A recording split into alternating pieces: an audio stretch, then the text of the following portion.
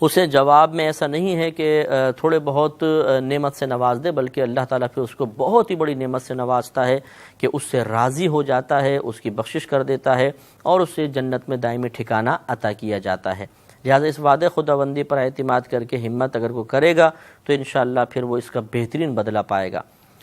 خالدین فیہا ابدا، وہ اس میں ہمیشہ ہمیشہ رہیں گے۔ یہ بھی ایک زبردست بشارت ہے جس پہ غور و تفکر طبیعت میں ایک نشاط اور ایک کیفیت پیدا کر دیتا ہے کہ جنت میں جب انسان جائے گا تو اس سے کبھی اس کو نہیں نکالا جائے گا۔ صحیح احادیث کریمہ میں آیا، ہمارے نبی کریم صلی اللہ علیہ وسلم ارشاد فرماتے ہیں کہ جب جنتی جنت میں چلے جائیں گے تو ایک فرشتہ اس طرح آواز لگائے گا، اللہ کے حکم سے آواز لگائے گا کہ اے جنتیو خوش ہو جاؤ،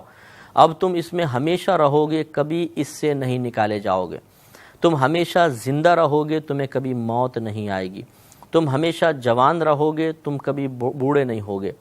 تم ہمیشہ تندرست رہو گے، کبھی کوئی بیماری تم تک نہیں آئے گی، تم ہمیشہ خوش رہو گے، کبھی تمہیں کوئی مصیبت نہیں پہنچے گی۔ گویا کہ جنت میں داخلہ، جنت ایک ایسا مقام ہے جو اللہ تعالیٰ نے اپنے رحمت کا مقام تیار کیا ہوا ہے اور اس میں ہر طرح کی نعمتیں ہیں۔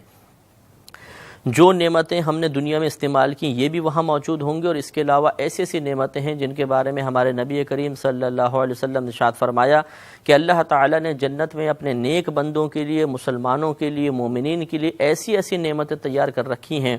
کہ نہ کسی آنکھ نے ان کو دیکھا، نہ کسی کان نے ان کی حقیقت کے بارے میں سنا، اور نہ کسی کے دل میں ان کا تصور پیدا ہوا، کیونکہ وہ نئی چیزیں ہیں اور نئی چیز کا تصور تو نہیں آتا، وہ تو دیکھنے کے بعد ہی اس کا ہمیں احساس ہو سکتا ہے۔ ایسی ایسی نعمتیں اللہ تعالیٰ نے تیار کر رکھی ہیں۔ تو آج اگر کوئی دنیاوی تھوڑی سی آزمائش کو برداشت کرنے میں کامیاب ہو جائے، دولت اسلام کو اختیار کرے، نیک اعمال اختیار کرے، اگر دولت اسلام اس کو حاصل ہے یعنی مسلمان ہے اور وہ پھر نیک عمل پر استقامت پذیر ہو جائے، گناہوں سے اجتناب کی کوشش کرے،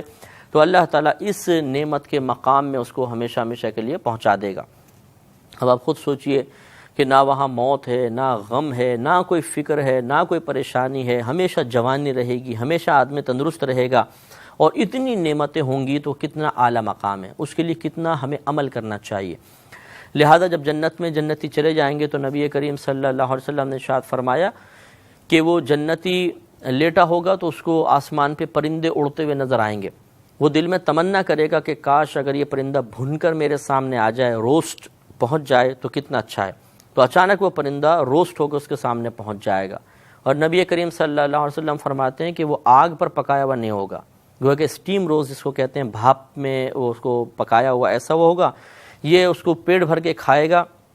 یعنی جتنا طبیعت میں نشاط ہوگا، جتنی طبیعت چاہے گی، جتنی طبیعت کی طلب ہوگی، یہ کھائے گا۔ اس کے بعد جب یہ کھا چکے گا وہ پرندہ دوبارہ زندہ ہو کر اڑنے لگ جائے گا،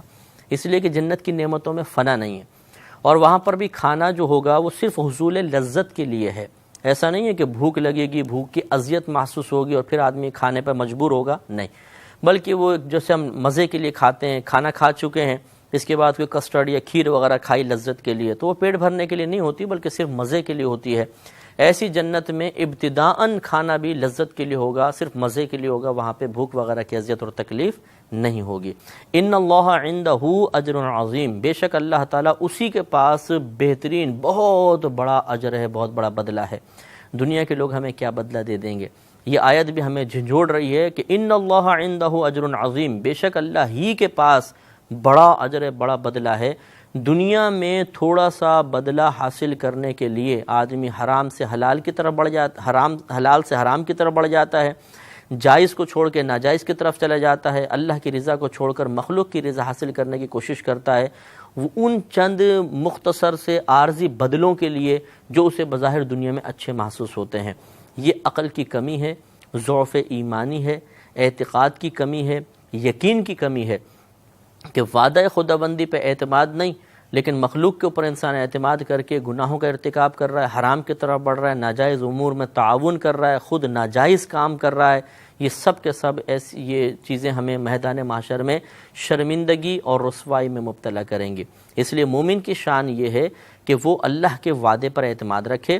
جو نعمتیں اللہ تعالیٰ کے پاس ہیں ان نعمتوں پر ہمیشہ توجہ رکھے، ان پر نظر رکھے، تو انشاءاللہ کامیابی ہوگی۔ اور پھر ایسا شخص کبھی بھی صرف مخلوق خدا کی توجہ کے لیے اور عارضی دنیاوی معمولی فائدوں کے لیے کوئی ناجائز کام نہیں کرے گا۔ اگر یہ یقین کامل ہر مسلمان کو حاصل ہو جائے تو کوئی مسلمان پہ حرام کا مرتکب نہ ہو، گناہ نہ کرے،